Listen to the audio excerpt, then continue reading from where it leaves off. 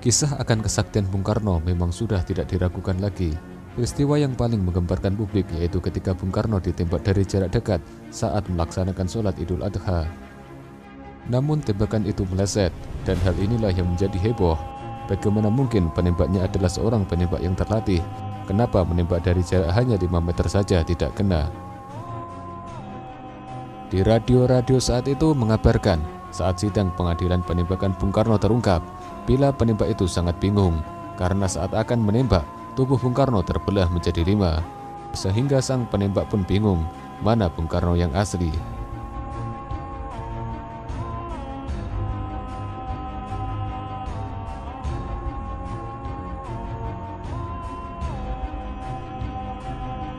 Kesaktian Bung Karno merupakan kesaktian Tiban.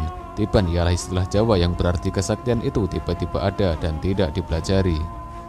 Awalnya Soekarno bernama Kusno, yang saat itu sering sakit-sakitan. Kemudian namanya diganti menjadi Soekarno.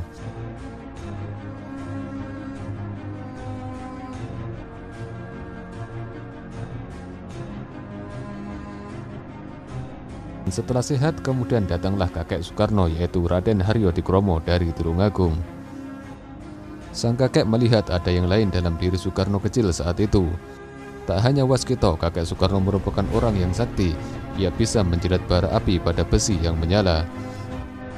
Dan rupanya di dalam diri Soekarno ada kemampuan yang lebih. Ia mampu mengobati orang yang sakit dengan menjilat. Kemudian ia disuruh mengobati bagian yang sakit dengan menjilatnya. Dan akhirnya kakek Soekarno tahu bila ini adalah kesaktian. Namun dia tidak ingin bila cucunya hanya menjadi seorang dukun, tapi haruslah menjadi seorang yang berguna bagi bangsanya. Raden Haryo-Dikromo merupakan putra dari Raden Maundiwiryo, salah satu pengikut utama Pangeran Diponegoro.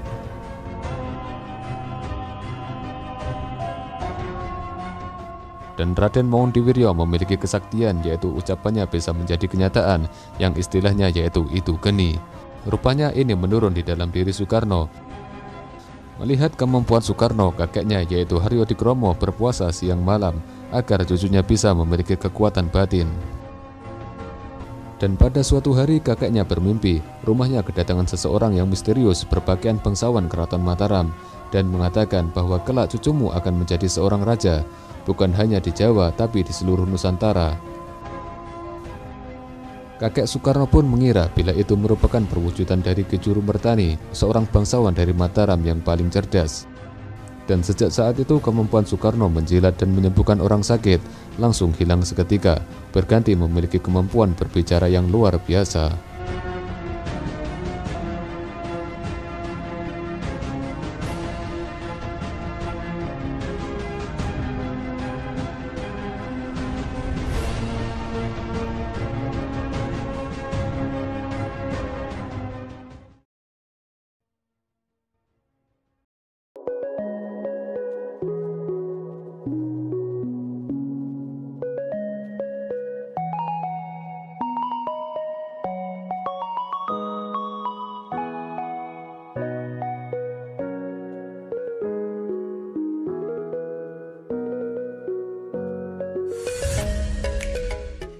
Dan kali ini kami menelusuri makam kakek Bung Karno yang berada di Tulungagung, yaitu Raden Haryo-Dikromo.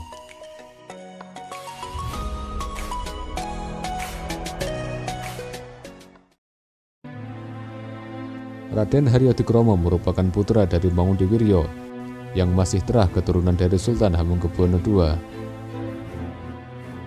Awalnya Raden Haryo-Dikromo ialah seorang juru tulis atau carik di desa Kalirejo. Namun karena ketidakcocokannya dalam sistem tanam paksa, akhirnya ia melepas jabatannya dan pindah ke Tulungagung. Di Tulungagung inilah kehidupan Raden Haryo-Dikromo semakin membaik. Ia menjadi pedagang batik dan selanjutnya membuka industri kerajinan batik.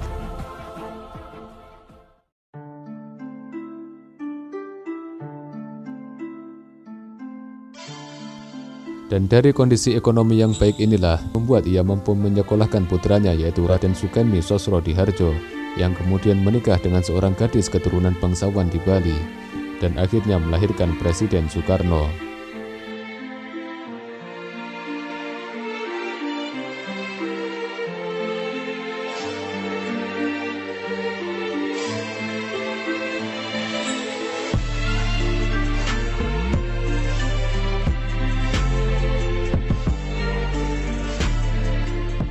Namun masih banyak orang yang belum mengetahui bila di tempat ini menyimpan sejarah panjang dari Presiden Soekarno. Walaupun tidak seramai makam para wali, namun di hari tertentu makam ini dikunjungi para peziarah dari berbagai daerah.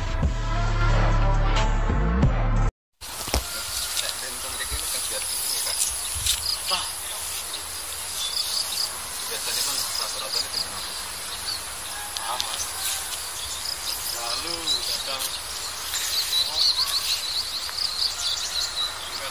kebanyakan yang luar Tulungagung, luar provinsi ini tuh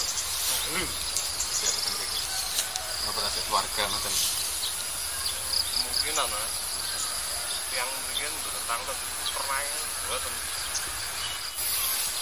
Busarinya, makam Busarinya wah ngacing ya biasanya di Banjarmasin di dalam bilang pernah pangeran terus Jawa Tengah nih, tapi yang ngomong-ngomong pangeran loh mobilnya di sini jalan raya bikin apa.